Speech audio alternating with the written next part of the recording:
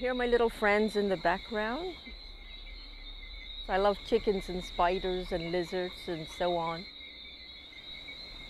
It's so serene here and beautiful. This is where I live on Sunday mornings. My mornings that I go out to collect all of my natural materials.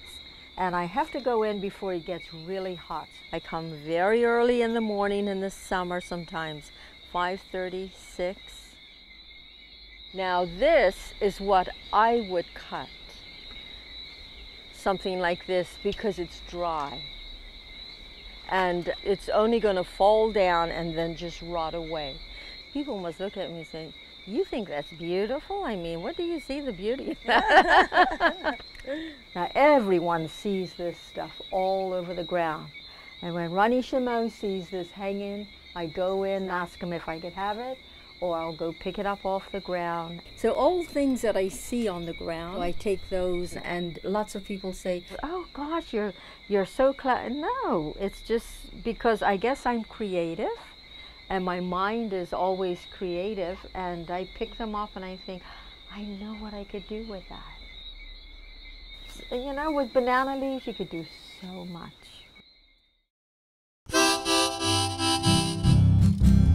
All the way to Baylor's Bay, fish and taters every single day. They used to sing and dance as they went along, singing a happy but a teasing kind of song.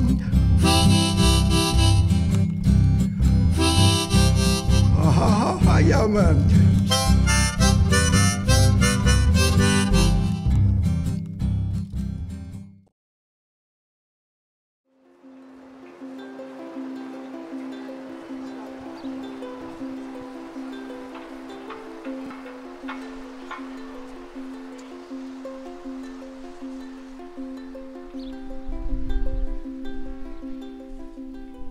My name is Veronica Chameu, and of course Ronnie is short for Veronica, which I grew up with, and I've taken Ronnie for my art name.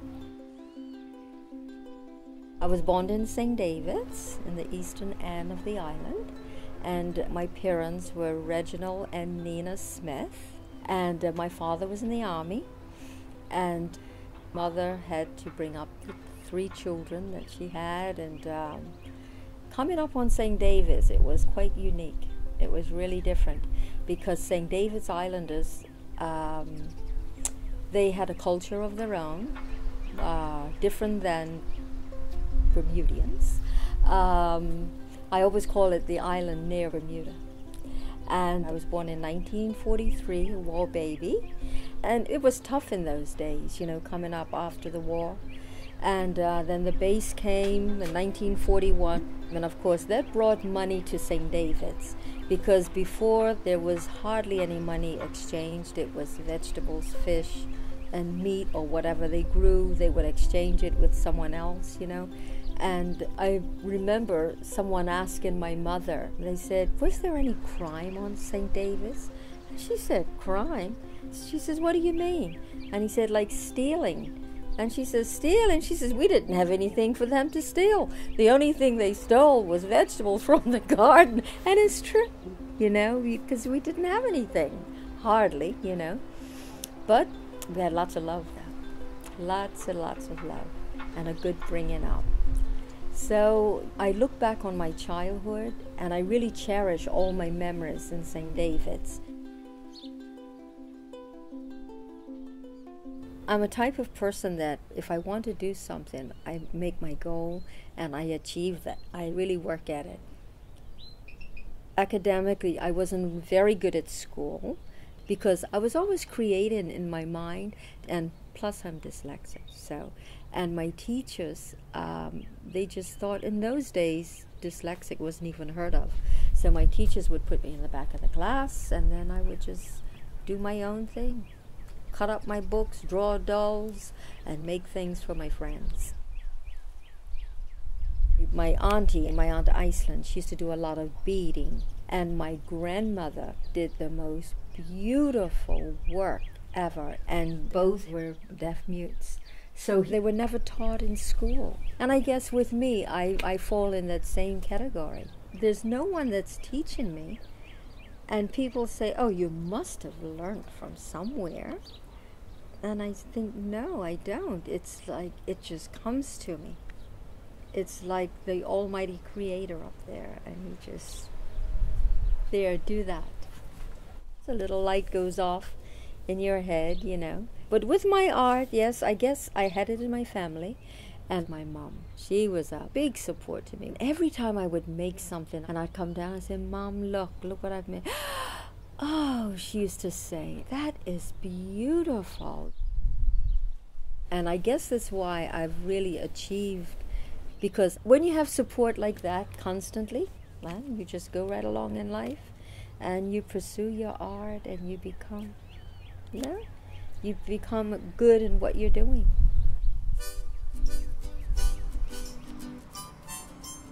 Dollhouses have always intrigued me from a little girl. I would take and cut out furniture and paste it on cardboard and put little backings on them and make rooms and so on. And my mother and father couldn't really afford to buy me a dollhouse because in those days it was expensive. But I tell you what my mother did do, which I'm very pleased about. She bought me one of the Gleason's dolls when I was 8. I never forget when she came home with this box and said, there we go, you've been a good girl, so I've bought you something special. Even up to today, I wonder how much laundry and ironing did my mom have to do to save money to buy me a Gleason doll, because they were expensive then. It's just unbelievable, and I cherish it, I really do.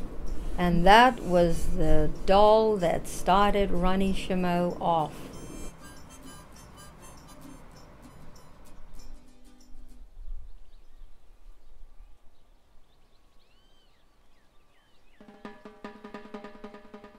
Welcome to my studio, the dollhouse. I'd like to take you in and just show you what I create.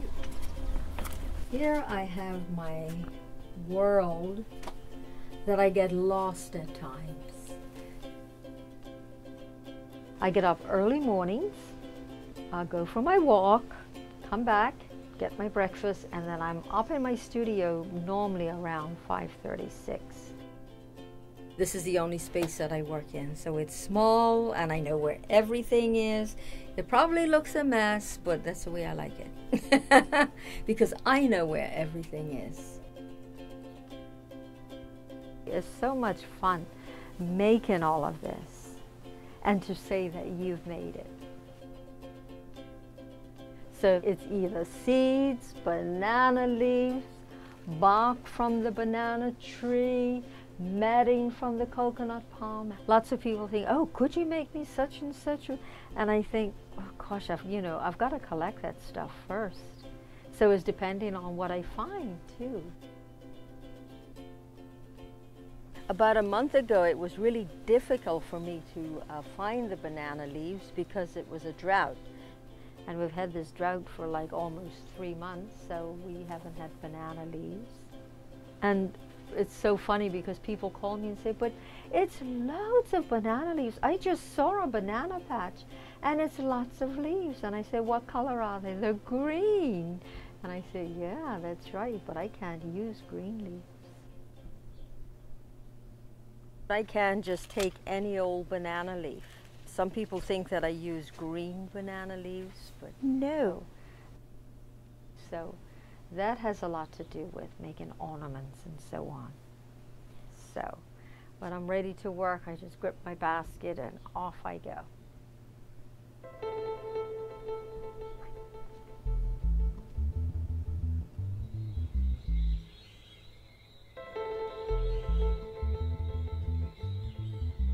I'd like to welcome you to my world, my banana patch.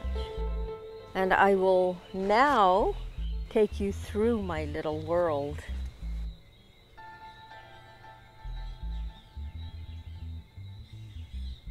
You see how the leaves are turning? This is turning to a beautiful yellowy brown. Now I can't pick that leaf as yet because it still has yellow in it. That means it's sort of a lot of moisture in it. The leaf has to be a brown. And if it has any sort of yellow in it like this here, that this is turning, but I cannot take that leaf because I'll be hurting the tree. The tree still has a sap in it and green in it. So I really have to get them when the life has gone out of them.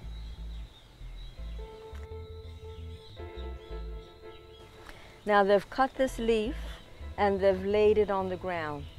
Next week that leaf will be perfect to pick because it would be brown. If I take this home from the environment that it's in, it's not going to turn the way I want it. It's incredible. Mother Nature. But I will take this and this part here and put this back on the ground. Now, over here. Now this here. This is a little too dry. See how that leaf has fallen off or just come off in my hand? It's just too dry. I won't be able to use anything like that. When it dries right out, they'll break. They're a little too dry, so.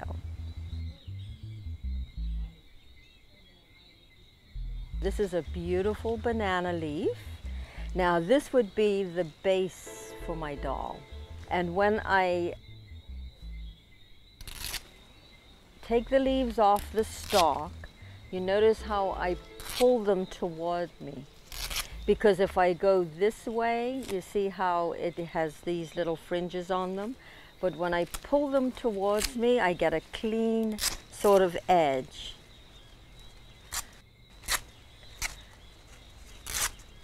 So I've cleaned that stalk, and what I normally do, cut that off and on the ground it goes. Because I'm helping the gentleman that owns a banana patch. So it's really a good way of keeping the banana tree clean. And there's another one.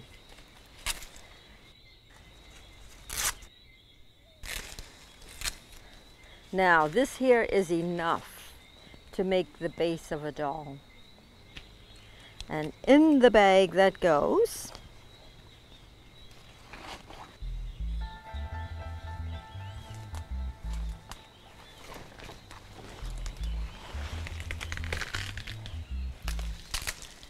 Look at this leaf here, it's really beautiful. With the stripes in it. And that would make a beautiful blouse. Look at that, isn't that gorgeous? And when I show these leaves, people always say, oh, did you paint that on there? And I say, that's Mother Nature. Now I've got to look for a leaf for the skirt for my doll. And that would have to be a larger leaf right here. And that would make a dress for my doll.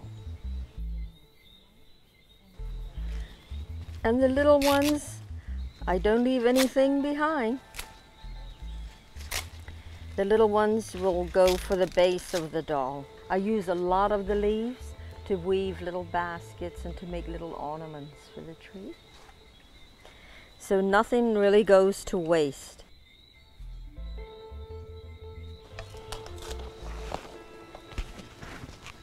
Isn't that beautiful? That is a beautiful leaf, and that would be a magnificent skirt for my doll. Oh, the leaves are just so beautiful. Such lovely colors.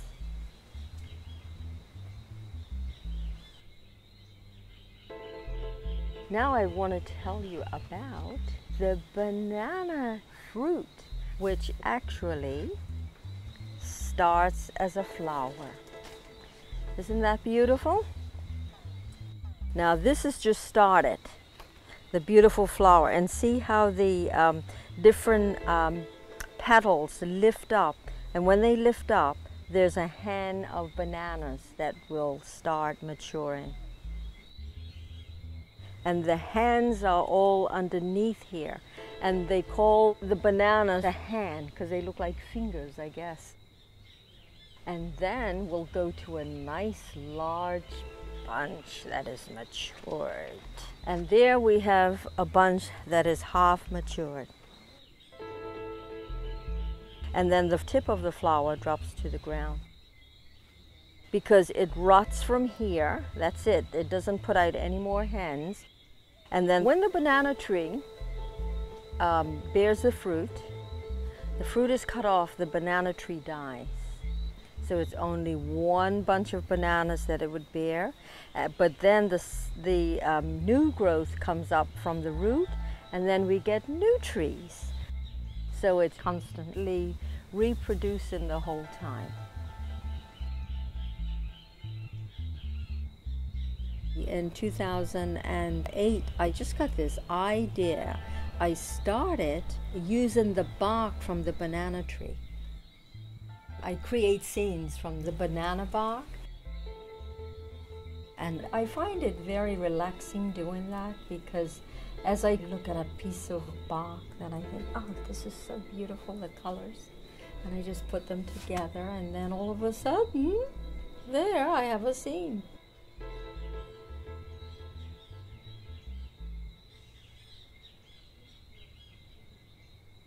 Now, when I finish my collection of leaves, I just don't take them home and take them to my studio.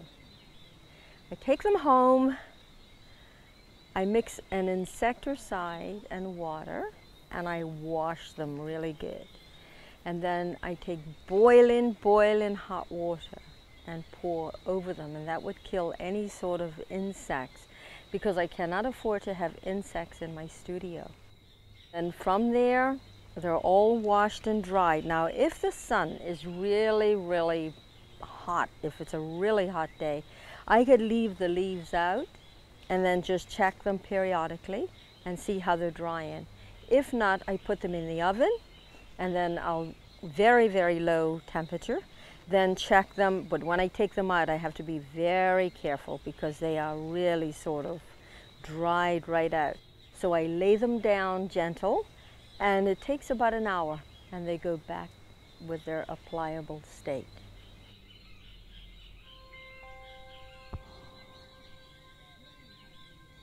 And I don't only make things from banana leaves, I do them from the palm leaves, and I do them from the coconut matting.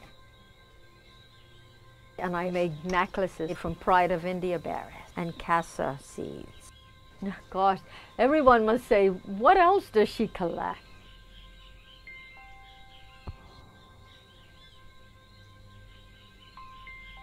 Here we have the fan palm. Now you notice that the leaf stops, the stem just stops right to the leaf, and the leaf is sort of round and the stem is round. But the palmetto, the stem goes straight up like this, and the leaves itself don't sort of turn over, they just stand right up. Now, these palms are the ones that I work a lot from. These leaves are good for making baskets and fans. And there's one thing about the fen palm, you can cut them. You can cut them green. It doesn't matter, because they're so invasive. And most people would like them cut down, so, you know.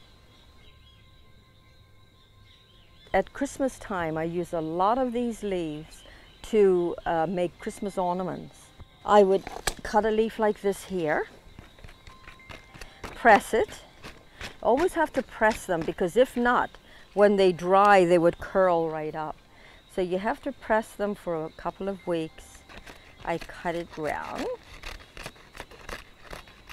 There. And when it's pressed out, and then of course I split the leaf, turn that up, get it even, turn that up. And there you've got your little angel with her wings. And then if you have a photograph of yourself, make a copy and then cut that out and put on, and you become a little angel. So these, when I do arts and crafts with the children, This is what I use. It's the fan palm.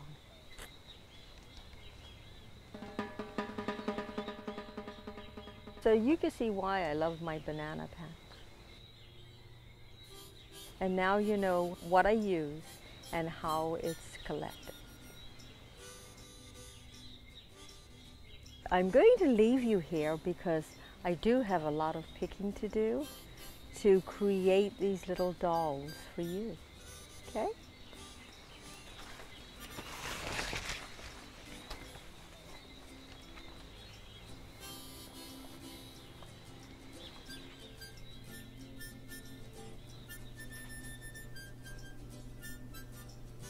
Lots of people say, but where did the idea come from? And it's really African, because it's the Africans made dolls for their children. And I guess trade in the slavery, and it went to the Deep South. And in the Deep South, they used to make dolls with a nut head, cotton for the hair, and the dress was tobacco leaves.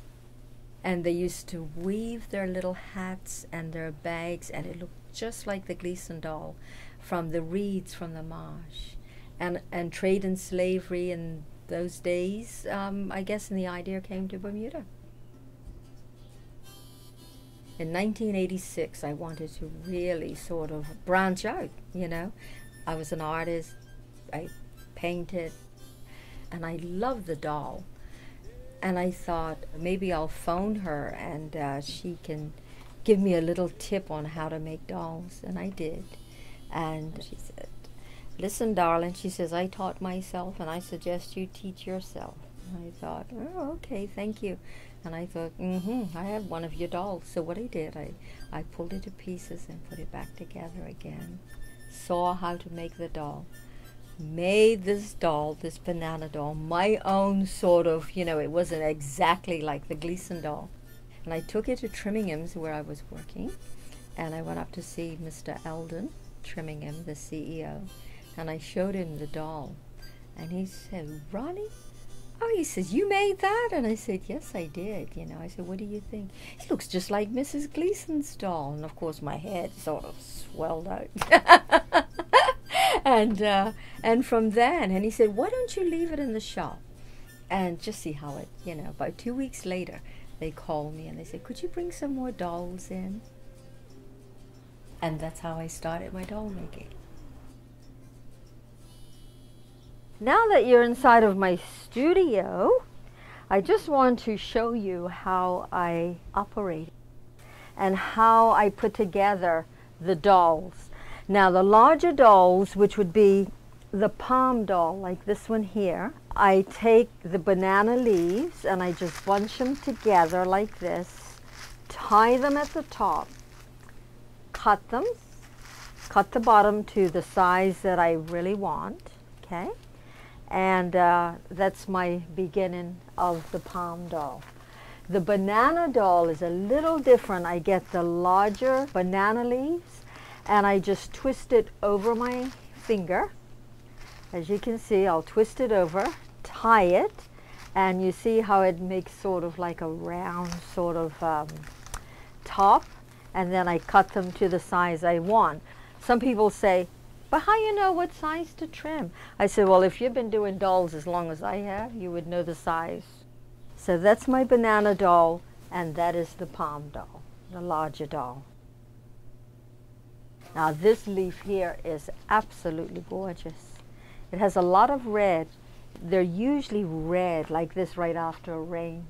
I don't know what happens. It's probably the sun, and they turn so quickly that they just don't have enough time to get brown.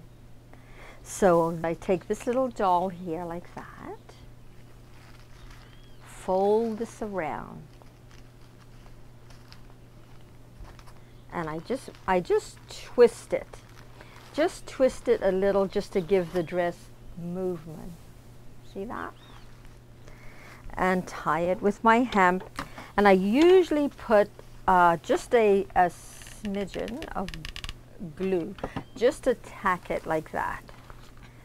Okay? And there she is. And she stands up really nicely. Now, for her head, I usually make a hole with my scissors. And the head is going to be a pecan nut. And with my regular dolls, the only thing imported is the head, which is a walnut or a pecan nut. And put a little stick, and I use my sheep's wool for the hair. And then in it goes. So there you got the head of the doll. And for the blouse, I would use a piece like this here. Tear it. Cut all the raggedy ends off. And what I do is just fold it over like that. And I just gather it in. Gather the back. Hold it. Fold this piece over.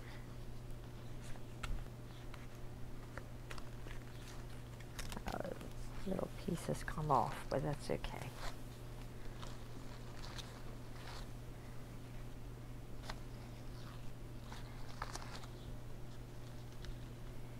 There. And this piece that I've taken off, I usually make like a little belt like that. Because they always have the little piece hanging off. And when I teach children, I say, now what can we do with that piece? Most of them say, cut it off. You know, I say, oh, no, you can't cut it off. I said, why don't we make a rose? A rose? I said, yeah, all you have to do is just turn it like this here, hold it with your thumb, and you just keep turning around and turning. Just twisting, that's all you do. Twist it around. And there. And I always keep the little piece like this here up because I think that is so pretty. Put a little glue to hold it. And there we have the young lady with her blouse. This is the end of a banana leaf, and this would make a really classy hat. Look at the marking in it. It's really beautiful. What I would do is fold this like that. Fold it in. Just keep gathering it in. And then I have to use hot glue. Because with banana leaves you can't stitch or anything. And turn up the little brim like that. And then when we put her hat on, she's going to look really spiffy.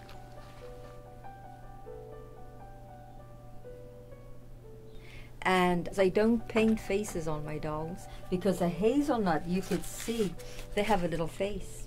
And the hair looks like it's pulled back in a little chignon.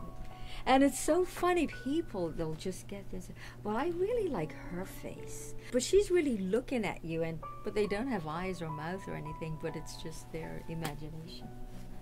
And I chose not to because when you look at a doll or you look at an angel, you see your own face or you see your ancestor's face. I could look at a doll and I could see my mother's face, you know, although my mother is gone, but I could see her face on my dolls. That's why I don't paint anything. And little boys always ask me as well, do you make boy dolls? I want to make a boy doll. And I said, of course I make boy dolls. Gosh, we can't leave the man out, you know. This doll here I made about, I guess, 25 years ago. So he's been around a long time. But I think he's sort of really sporty. He has his necktie. And he looks like one of these really sort of sharp guys from Harlem with the zoot suits. And it's sort of faded a little because it was really pinstripe. The little banana leaf is pinstripe. So he is quite a guy, and he's looking good. He really is, for his age. In 1990, one of my friends came to me and she said, "You ever made an angel?" And I said, "No." She said, "I don't care what it looks like." She said, "If you make one, I'll buy it." And I said, "Okay." So then I went back to the drawing board. And when I first started making them, their wings used to be the grapefruit leaf, and that's a skeleton leaf. Their head is a hazelnut, and their little dress and arm is banana. And then I sort of twist banana leaves, or I use seagrass and have the little halo at the top. And the year that I designed the angels, Trimmingham's, I think, sold almost 2,000 angels in that one year, because it was the year of the angel.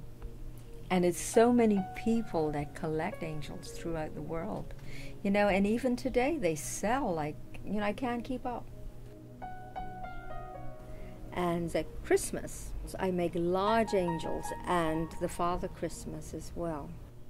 This is the large angel. She's made entirely from banana. Her head is a walnut, and her halo is a Norfolk pine. And her wings are the fan palm leaf. She's not a youngster, really. I would say she's about 15 years old.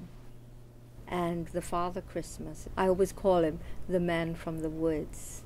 And he has his cloak, it's all banana, which comes down and it just turns. And he's usually carrying a big bag on his back. So he's listing a little, because he's carried that bag for a long time. Look at that. He is really something. And my nativity scenes. It's Mary and Joseph. Joseph is entirely banana, but his cape is the matting from the coconut palm. She's entirely banana. Her halo is the Norfolk pine. And little baby Jesus is in a half a coconut. And the lone shepherd, look at him. I've got to get into making sheep and a donkey, I guess, to complete my nativity scenes. So I guess I'll have to teach myself to do that. So that's my Christmas, and I just love Christmas.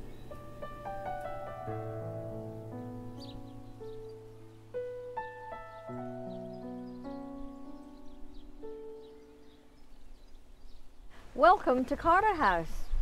Started in 1640, one of the oldest houses on the island. And for me, it's just such a pleasant place to be, because it's a history of St. David's and its people. Now you're going to see the other side of Ronnie Chameu. She doesn't just make dolls. She doesn't just sit home and make dolls and build doll houses. She also has another part, and she does research. She's a trustee member of the St. David's Island Historical Society, and we have a committee that takes care of this house. Now I'd like for you to come with me. Okay?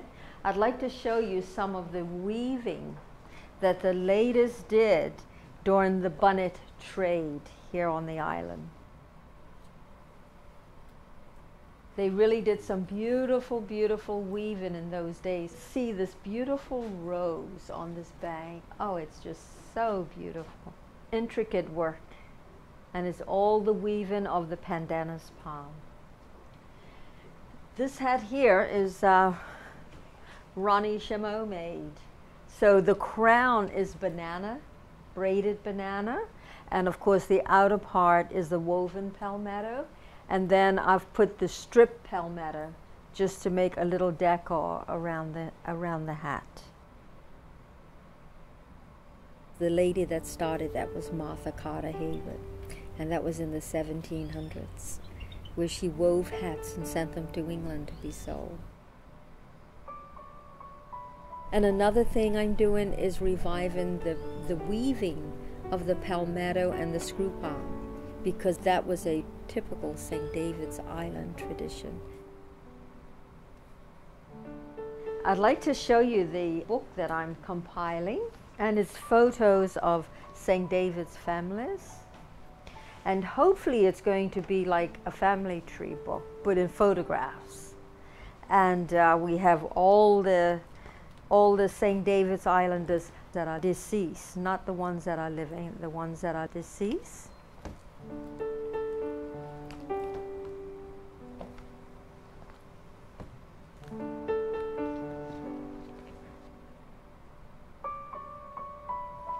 Now, going back to the dolls, these dolls were made in the 30s by Mrs. Marie Gleason, and she didn't start it, but she had just taken over and mastered this trade.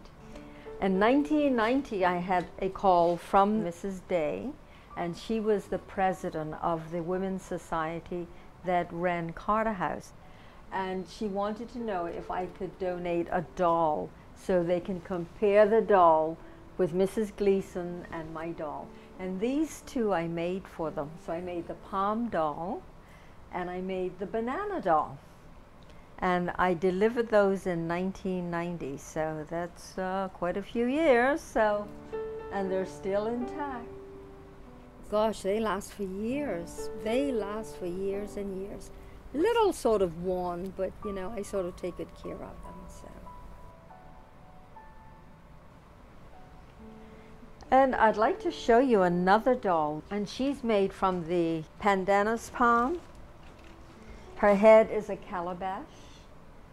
The hair is a matting from the palmetto. And her shawl, I knitted that from the palmetto. I stripped the palmetto and tie it together. And of course her umbrella is a fan palm. And her name is Lizzie. And she protects Carter House. So my mind really guides me to make something.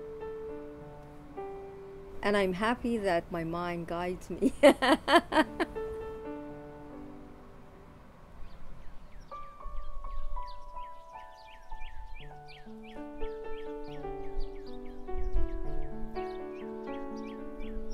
And one day I'll wake up probably and say, I don't want to do this anymore. So I've taught in schools and so on. And I think one day a child is going to say, whatever. One day, you know, they will pick it up. One day, you know, they will pick it up. And that's what I want, you know. So I'm so happy that I have an apprentice now, and she is so good at her job. She does beautiful ones. And to me, that's so rewarding when I see something that I've taught and they've really mastered it.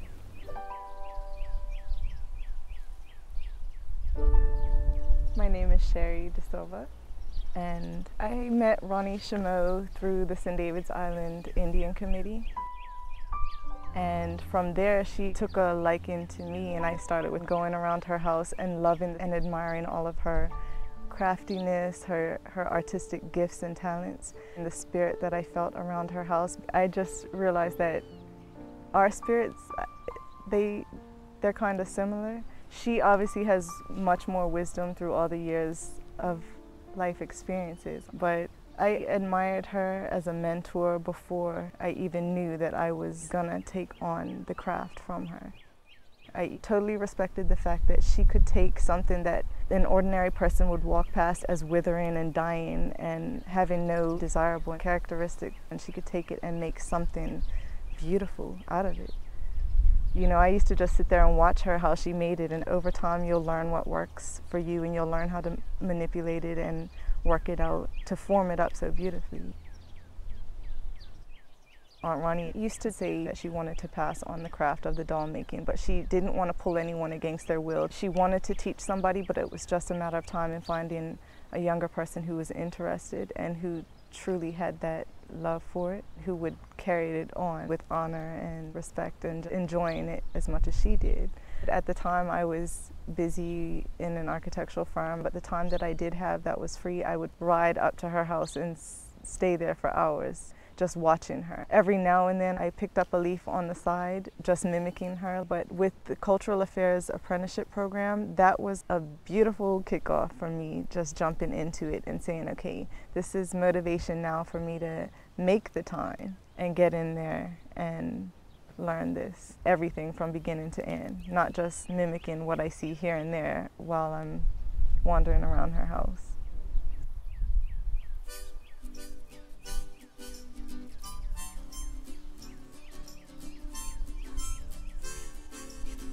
Just supposing I didn't revive this dying art of doll making, it would have died, you know? And that's so unique to Bermuda. I've seen banana dolls elsewhere, the different islands, especially Cuba. And their dolls are unique as well, but they're not the typical Bermuda doll that I do and that was passed down. A friend of mine has a Cuban doll made from banana leaves. It's absolutely gorgeous, but the doll itself, it's plastic.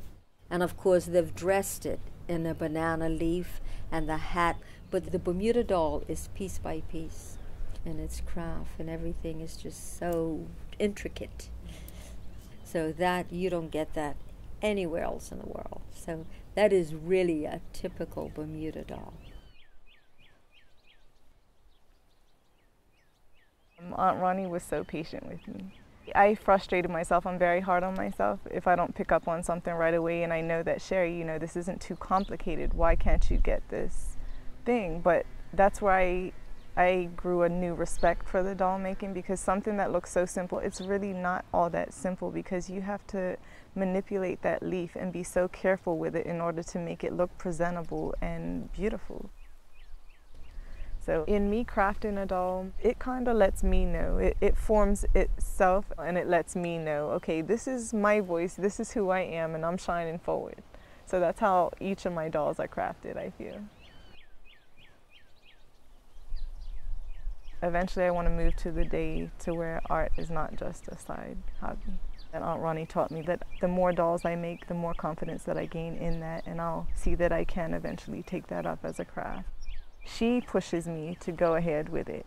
And while I have her, I want to learn as much as I can. Everything that she has, the history, the weaving, the hat making. She can make purses, trash cans, anything. And I don't want to miss out on all of that while I have her now. And one of the major things was to challenge your mind, challenge your creativity. Look at something as simple as a seed pod, as a dried leaf, and let your mind go. Let it free up and imagine this thing as a piece of art. And just go from there, using its natural characteristics, using its withering existence, and create something beautiful out of it. And I let that material speak to me, just like how a cedar tree has its own characteristics different from palmetto palm. Everything has its own voice, everything has its own depiction and its own beauty. And when it comes to art, one thing that I strongly believe in, one thing that I know Aunt Ronnie strongly believes in, is there's no right or wrong. It's personal expression. It's how you want to depict something and express it to the viewer. So I'm very grateful that she trusted in me enough to pass this on.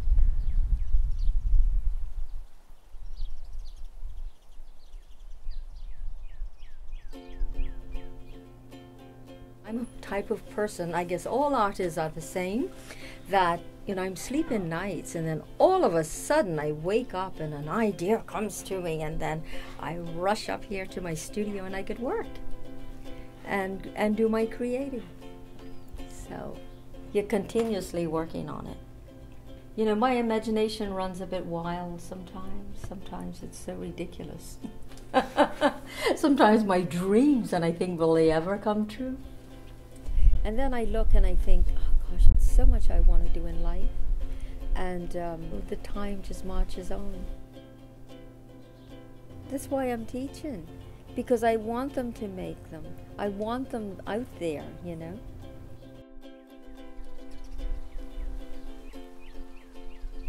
Aunt Ronnie never comes across as someone who's trying to hoard information. So you know that she's willing to share. And that's even more encouraging. You feel that freedom to dig and see what other wealth of information you can get from her. So I find myself wanting to pass on what I know. It's like anything that you learn that you're excited about in the beginning. You want to say, hey, you know, look at this. look at what I've learned, and you want to pass it on to someone else. So please, if you have any tradition or if you have any knowledge of anything that is from way back or whatever, any craft or anything that you're doing, please carry it on and teach, because it's so important. And that goes out to everyone. Please, please, just pass it on. Please pass it on.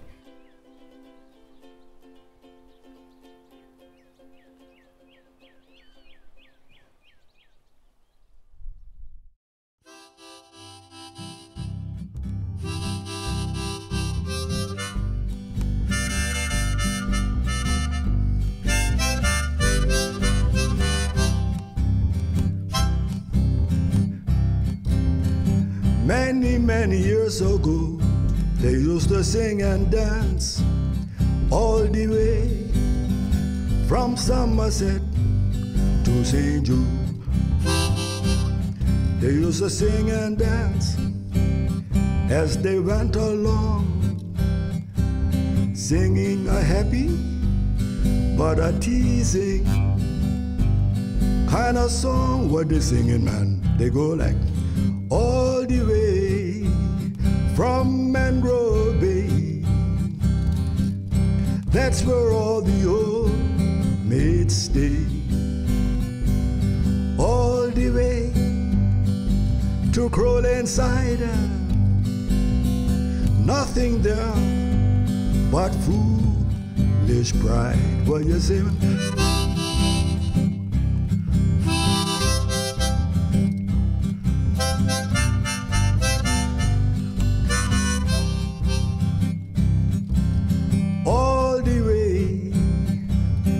Spanish Point, half a gallon and half a pointer,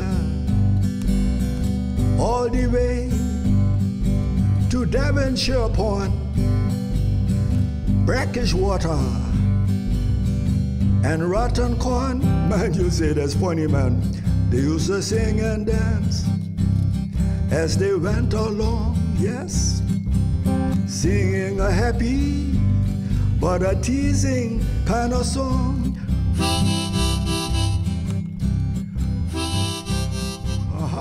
Yeah, man.